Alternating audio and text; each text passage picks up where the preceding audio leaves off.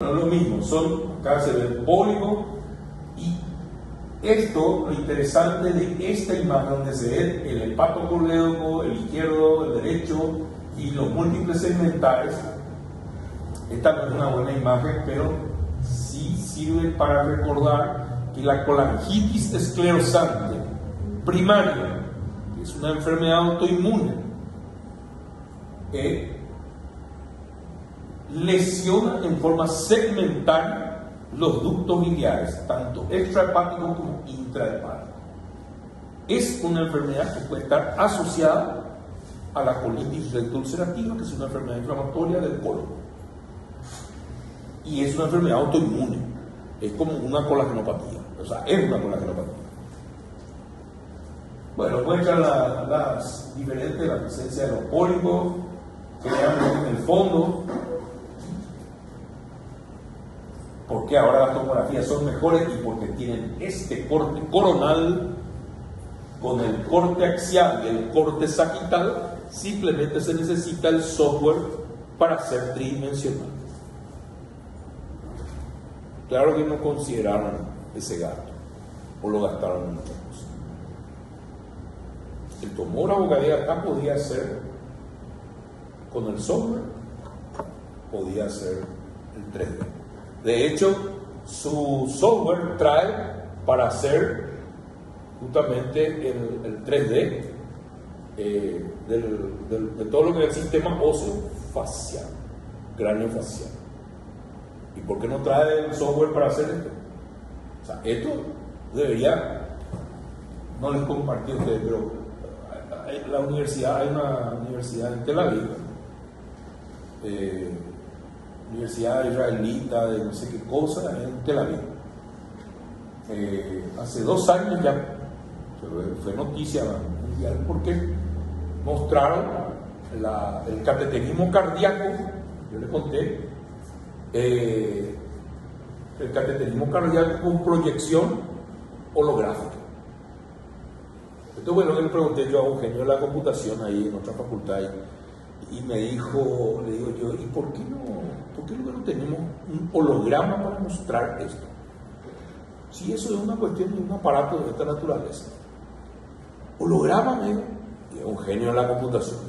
Y sí, uno recordar que en el año 1977 en Star Wars, la primera película de Star Wars que ganó, no sé, 19 Oscars, no sé qué cosa, ya se hace la proyección de un holograma en la película. Y me miró como pelotudo, ¿verdad? Sabía perfectamente. No van a creer. Les voy a enviar a ella las imágenes, les voy a pedir las imágenes. Hay una universidad de San Garage, en Asunción. No voy a decir el nombre, ¿verdad? No es UPE, porque si era UPE iba a decir. Pero no puedo decir, ¿verdad? Una universidad de Garage, en Asunción, tiene estos modelos holográficos en 3D. No solo para estudiar anatomía. Eso es lo que merecemos nosotros. Yo me incluyo entre ustedes. Bueno, los marcadores tumorales. Hay que recordar que todos los epitelios que tienen glándulas producen antígeno carcino embrionario, pero también los procesos inflamatorios. Esto del antígeno carbohidrato 125, le falta un guión 5, esto es mucho más para el adenocarcinoma de ovario.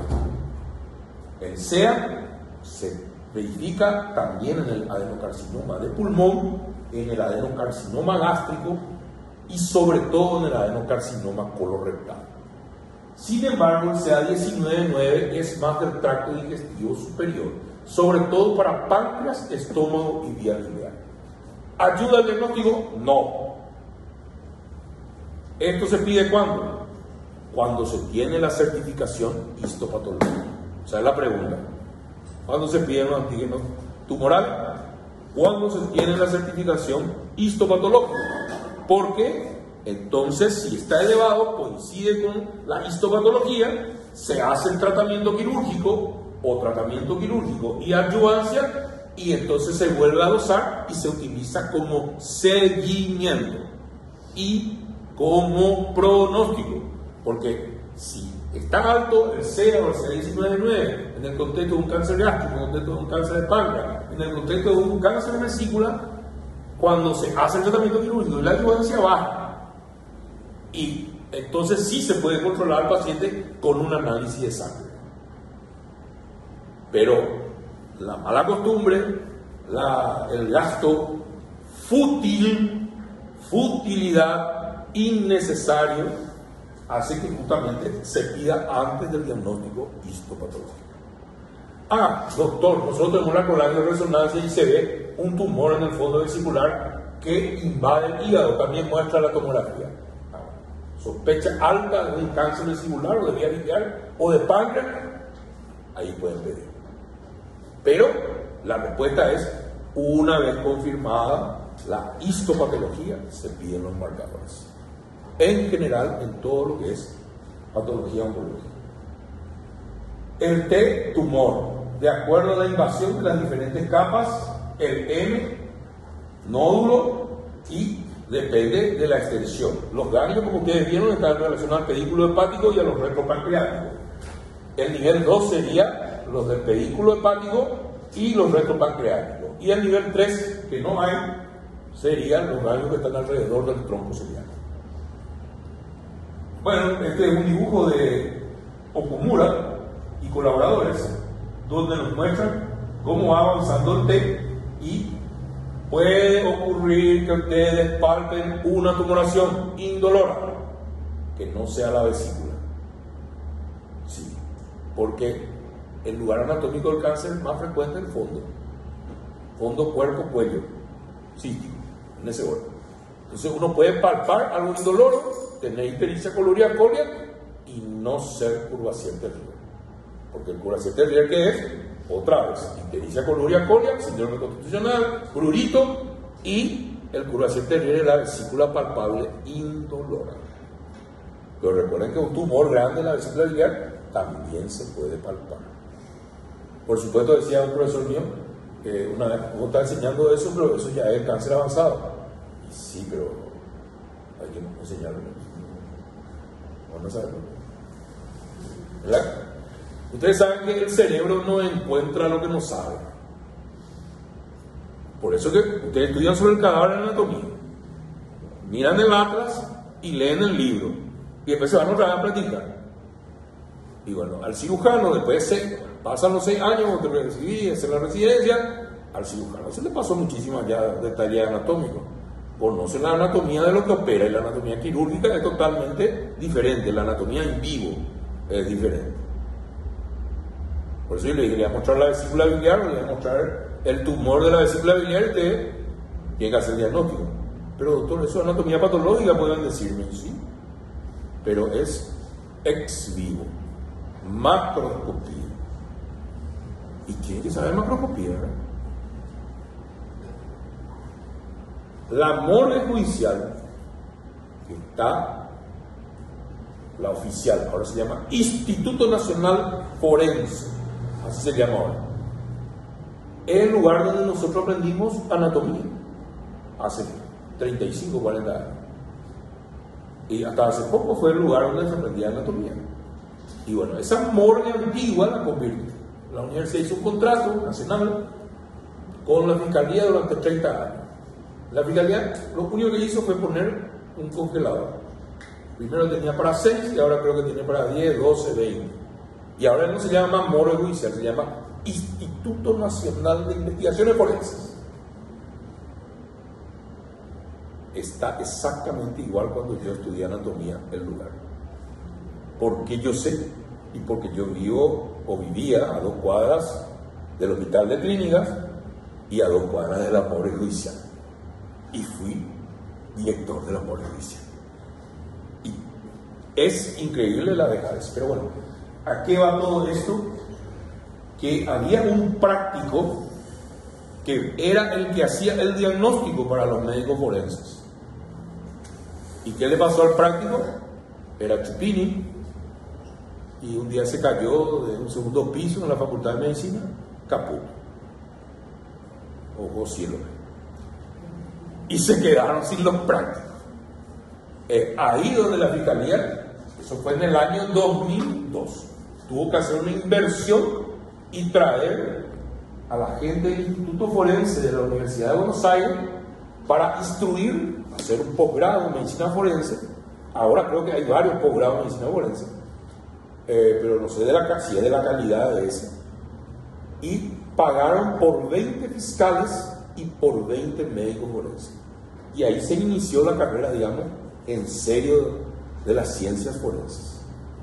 Pero hasta hoy los prácticos están ahí. Son todos de una misma familia hace 130 años. Es una cuestión técnica heredada de hijos a nietos. Y ellos son los que hacen la autopsia, y hacen la autopsia a toda máquina, que es algo que le conviene a todos, ¿verdad? Y son los que hacen los diagnósticos macroscópicos, de tanto hacer. Pero el mejor práctico se le murió ya hace 25 años, por eso meten la pata. Esas son cosas, y la fiscalía se llenan toda la boca. Son todos, no son incompetentes, son negligentes, porque todo que yo estoy diciendo saben todo. Bueno, es aquí que se plantea la colecistotomía profiláctica por la posibilidad, ¿verdad?, en la litiasis vesicular asintomática, por la posibilidad del cáncer y por la posibilidad de complicaciones mortales, por ejemplo en el diabético. El diabético que tiene una litiasis vesicular asintomática hay que operar porque puede hacer una colecistitis gangrenosa. Bueno, la cirugía en bloque, los principios de cirugía. Este está más lindo porque aquí nos muestra cómo se saca la vesícula biliar, se hace el vaciamiento ganglionar, que tiene que incluir toda la área del pedículo hepático y retroduodeno pancreático. Aquí vemos el tumor, esta es la vesícula, aquí está marcado prácticamente a 2 centímetros donde está el tumor, está marcado con el electrolituría en el hígado. Esto ya seguramente es segmento 5 y esto es el segmento B, 4B. Bueno, ahí ya fue extirpado, se lo puso al dibujo, está hecha la apostasia, y como debe ser literalmente pelado, la disección tiene que liberar todo el tejido celuloganglionar que está en el pedículo hepático. Siempre se pone, entonces se llama Bessel loop, es decir, Bessel es vaso, loop es círculo. Esto es de goma, esto lo tenemos nosotros porque...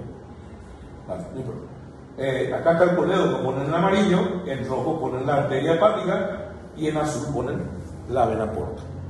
Entonces por colores, medicina de los colores. Claro, está todo rojo ahí, pero por eso le ponen los colores, para identificar, para que lo que no entendemos podamos identificar más fácil. Y bueno, lo mismo el vaciamiento ganglionar, y aquí con, digamos, una resección en un cuadrado, no sería en cuña. Otra vez, hablando de los pólipos, vemos que los pólipos de colesterol son los más frecuentes entre los pólipos benignos, entonces no nos vamos a equivocar. Y aquí tenemos, una vez que tenemos el tumor, tenemos estos marcadores moleculares, hasta el CARRAS, este es el factor de crecimiento epidémico que se utiliza muchísimo en cáncer de pulmón y en otros cánceres, y aquí está la lista de todos los anticuerpos monoclonales de acuerdo al dosaje, bueno, no de acuerdo al dosaje, sino de acuerdo a la titulación de los marcadores moleculares genéticos en el tumor. Esto es lo que representa el gran paso de la humanidad. La anatomía segmentaria, la cirugía, son los dibujos de las cuantas cirugías, bla, bla, bla. Bueno, el cáncer de la vía biliar, que es menos frecuente que la vesícula, está lo que es intrahepático, y el extrahepático, que es más frecuente, se divide en 3 tercios. El superior, a lo que nosotros coloquialmente llamamos Klatskin. Bueno, ahí está. El Klatskin es el más frecuente. La etiología, otra vez la colangitis esclerosante, que es una enfermedad autoinmune. Anomalías congénitas, tengo una presentación de los congénitos, pero ya no hay tiempo. La enfermedad de Caroli son dilataciones quísticas de la vía biliar intrahepática. Luego los parásitos, la infestación, ¿verdad? Esto ocurre en el sudeste asiático. La hepatitis C y B, que llevan a cirrosis. También hay precursores como la neoplasia papilar intraductal, ¿verdad? La obesidad, la diabetes mellitus y el hígado graso, las enfermedades o los desórdenes genéticos como el síndrome de Lynch. Hay que recordar que el síndrome de Lynch es el cáncer genético del colon, y hay 1 y 2. Tumor de predisposición, fibrosis quística, papilomatosis biliar múltiple, torotras, que se usaba como contraste, dioxina, no sé, y el consumo de destilados. ¿Recuerdan el tema de los alcoholes? La cerveza, el vino son fermentación, y los destilados son vodka, gin, caña, whisky, y le operamos a un japonés de un cáncer de colon rectal, y se fumó 2 cigarrillos antes de operarse. Me contó la enfermera, por supuesto le habíamos pedido que 1 semana o 2 semanas no fume, y no me contó que fumaba. Yo hablé con él muchísimo, y un interrogatorio, y después también le pregunté sobre el tema del alcohol, y ahí me contó que toma bebida destilada o fermentada. Un ingeniero era. Y me dice, me dice destiladas, y ahí le pregunto whisky. Entonces ustedes saben que el mejor whisky del mundo, los más caros del mundo, son japoneses. Increíble. El whisky escocés, por una cuestión de tradición, debería ser mejor, ¿verdad? No, los japoneses producen los whiskies más premiados del mundo. Hay botellas que salen, no sé, $10,000, $20,000. Son de puro malta pura. Bueno, y le digo yo whisky, ¿verdad? Y me dice, sí, al principio, en los primeros años, en las primeras décadas de mi vida, sí, whisky. Ahora, caña. ¿Cuánto? 1 botella por día. Increíble. Cuando lo operamos, le sacamos el tumor, toda esa historia que tenía metástasis hepática, pero estaba obstruido, bla, bla, bla. No van a creer, porque yo hice la nodulectomía de la metástasis. Por supuesto, hicimos una biopsia de tejido sano, el hígado normal. Entonces, esto tiene una alta carga genética y una influencia, lógicamente, medioambiental para la producción de la cirrosis. Eso no les salva, ¿verdad?, a los grandes bebedores que van a llegar. Se necesita un solo vaso de cerveza de 250 ml por día durante 10 años. Bueno, algunos ya superamos varias décadas. Y tenemos también la epigenética, la parte genómica, ¿verdad?, del cáncer de la vía biliar, que tiene todos estos, otro de los famosos. Y bueno, las formas macroscópicas, que es una masa que es intraductal y periductal, el periductal solamente o el intraductal. Lo mismo, más de lo mismo, y este señor Bismuth, nosotros tenemos cirujanos paraguayos que se formaron con Bismuth en París. Imagínense, es uno de los ya retirados, creo que está retirado hace 15 o 20 años. Hotel Dieu de París. Los hospitales se llamaban hotel. El Hotel Dieu de París, por ejemplo, Henri Harman, el que diseñó la operación de Harman, la simoidectomía, el cierre del riñón rectal y la colostomía terminal, es francés, y él publicó su cirugía en 1936 y trabajaba en el Hotel Dieu de París. El Hotel Dieu, el Hotel de Dios, está frente a la plaza donde está el Notre Dame. O sea, la iglesia de Notre Dame, una de las iglesias más emblemáticas de la Edad Media, Nuestra Señora, y está en lo que se llama la Ile de la Cité. la isla de la ciudad, lo que era la antigua París. Ahí está el Hotel Dieu, un edificio antiguo, sigue funcionando y bueno, pero fantástico. Me acuerdo de bueno, y esto es modificado, Wismut Cornet. El cuadro clínico generalmente es síndrome coleociano, pero como ya sabemos, la ictericia es tardía y no hay subcurvación terrier, pero puede palparse una masa. Bueno, lo del perfil hepático es evidente si el paciente tiene ictericia. Y los estudios en imágenes, nuevamente la ecografía, la tomografía, la colagio-resonancia, hoy está prácticamente después de la ecografía. Y bueno, con esto se hace el TNM. Esto es lo que nosotros queremos, la reconstrucción tridimensional por TAC, ¿verdad? Para tener una imagen, esto es en 2D, ¿verdad? 2 dimensiones, pero tener la sensación del 3D.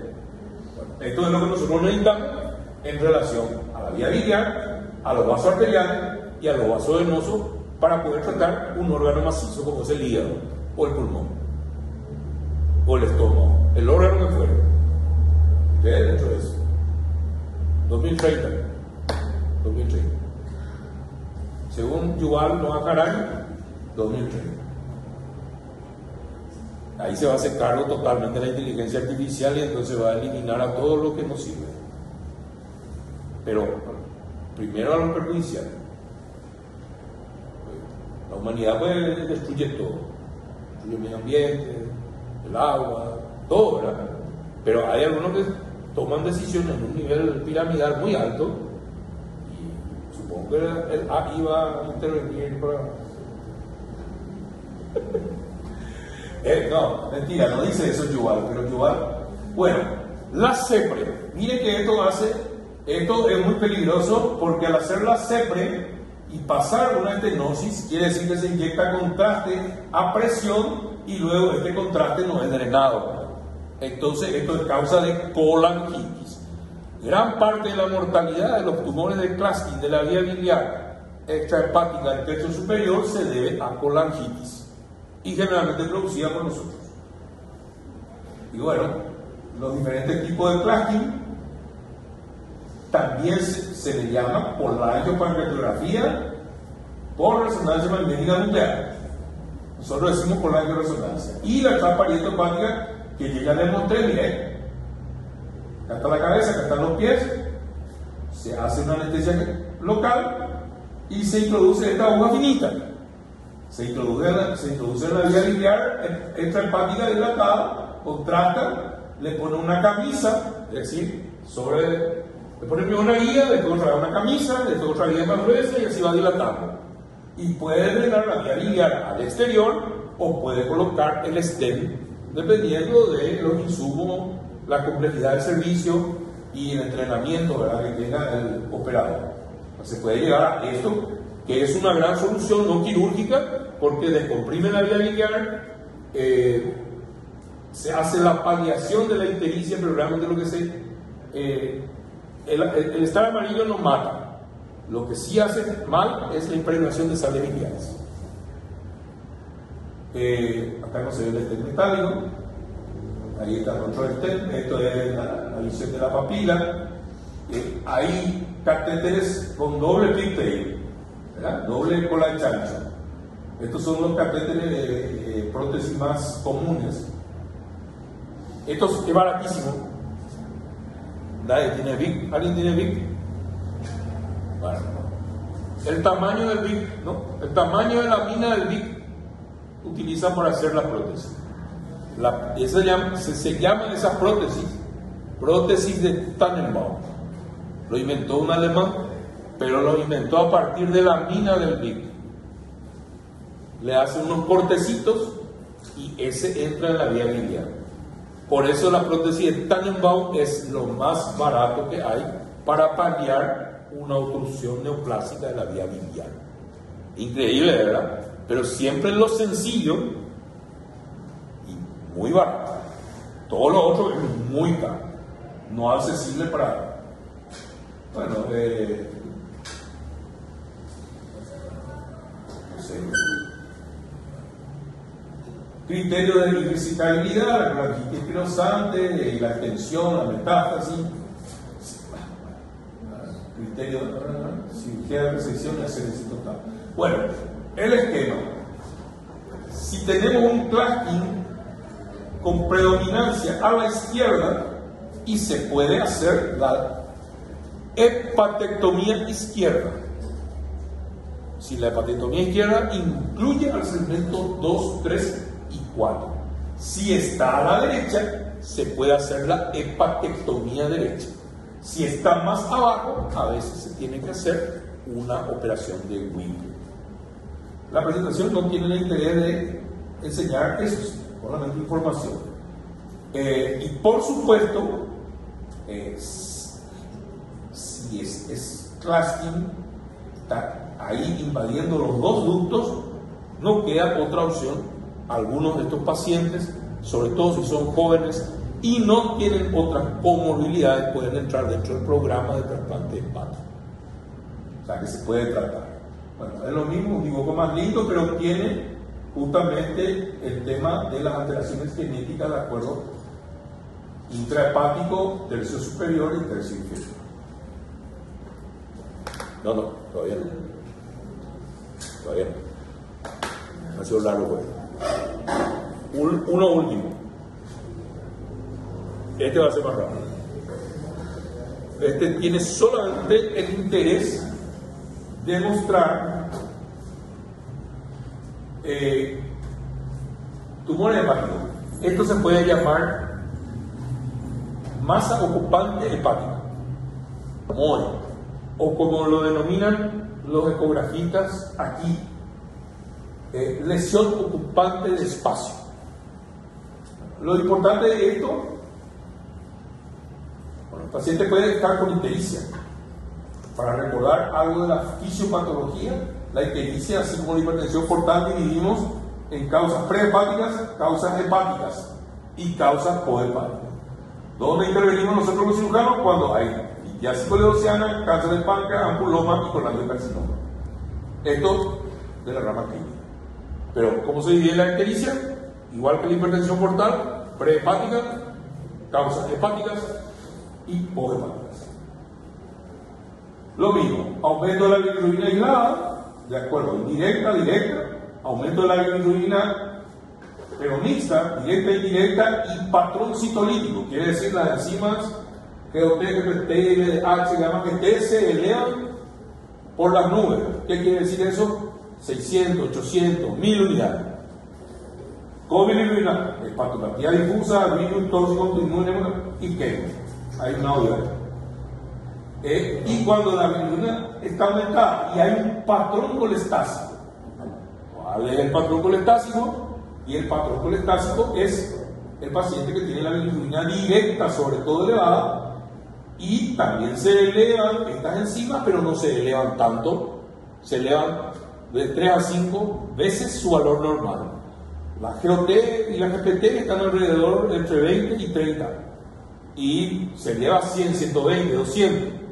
Pero no a niveles de miles, como en el patrón citolítico, que es la hepatonecrosis por hepatitis viral. Y ahí justamente, por eso, un paciente con ictericia, la primera van a preguntar si tiene coluria, colia, pérdida de peso, prurito, fiebre, ¿verdad? Dolor, y cuando pasamos a los medios diagnósticos auxiliares del laboratorio, vamos a pasar al primer medio más barato, no agresivo, incluyendo, que es la ecografía. Y probablemente el segundo método, si acá encontramos litiasis vesicular, dilatación de vía biliar intrahepática, dilatación de vía biliar extrahepática, entonces pasaríamos a la colangioresonancia. Y ahí se divide todo lo que es para nosotros quirúrgico y todo lo que no es quirúrgico. Esos dos esquemas tienen que saber. La esencia del manejo de la lesión ocupante de espacio asociado a la ictericia. Bueno, y ahí está. MOE, nódulo hepático o lesión ocupante de espacio. Y esto es lo segundo. El esquema de ictericia, prehepática, hepática, intrahepática, bilirrubina aumentada con 3 patrones. Y esto es lo siguiente. Se hace una ecografía por una cuestión ginecológica, obstétrica, porque tuvo un cólico renal y accidentalmente se encuentra una lesión en el hígado. La lesión benigna más frecuente, paciente asintomático, no tiene ningún síntoma, no tiene hipertensión portal, no tiene hemorragia digestiva alta, no tiene hemorragia digestiva baja por hemorroides, no tiene varices, el paciente no tiene ascitis, no tiene encefalopatía hepática, bla, bla, bla, bla, todo lo que es hepático. Tienes que saber eso. Paciente asintomático y se encuentra una lesión accidental, incidental le llaman ellos. La primera lesión benigna sospechosa de encontrar por frecuencia el hemangioma. Doctor, ¿se opera el hemangioma? ¿Se emboliza el hemangioma? No se hace nada. No se toca. Se controla. No hay que entrar en pánico. Hace muchos años vino un paciente de alto cargo ahí en la binacional. Por poco no tenía, no sé, le faltaba solo el PET scan. Tenía una lesión de 2 centímetros. Y era un hemangioma.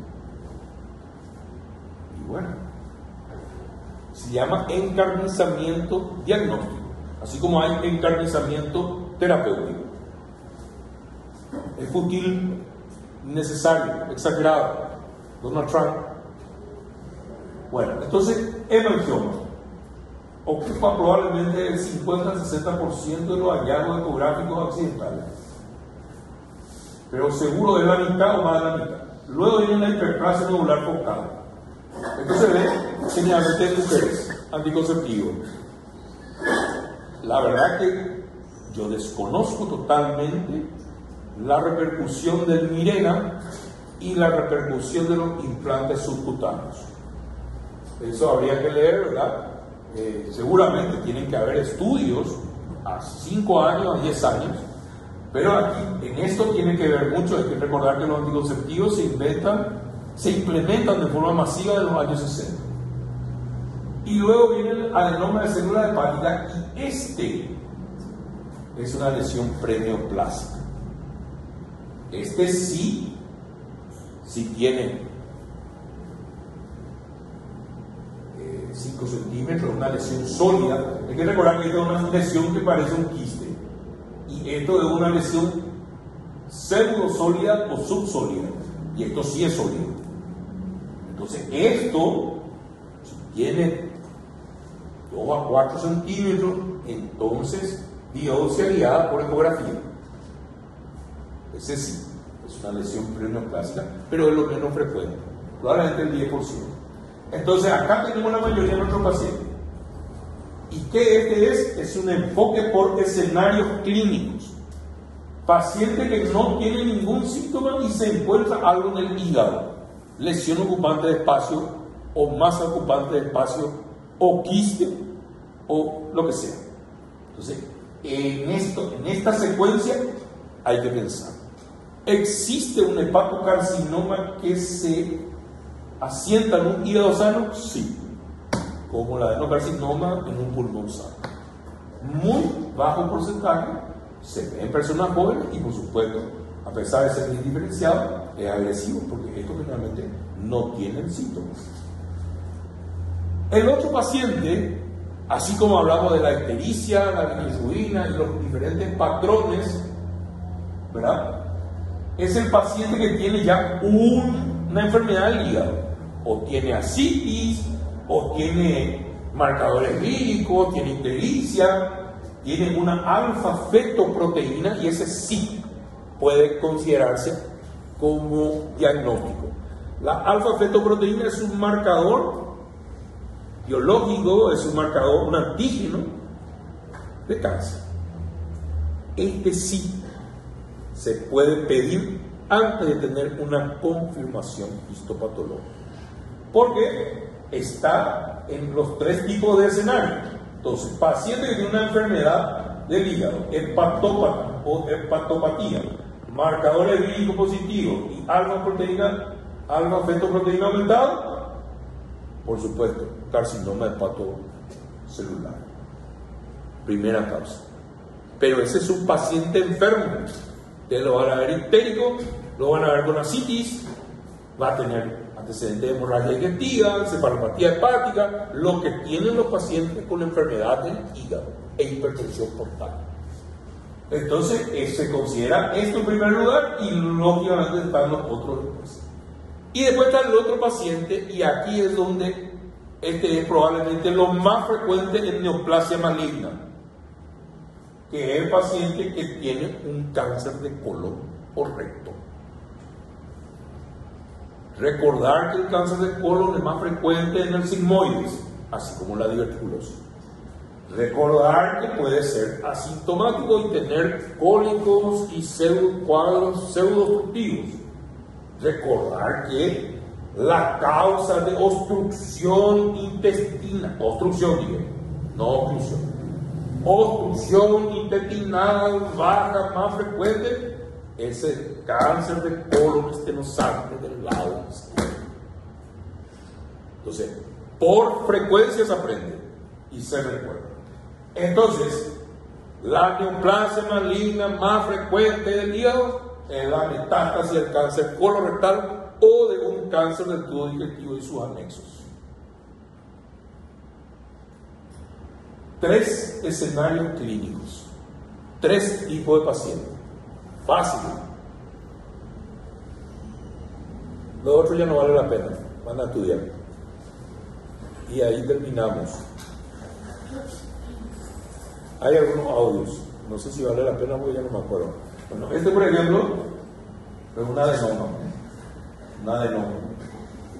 Y sacaron, miren que sacaron gran parte del hígado, o es de una autopsia.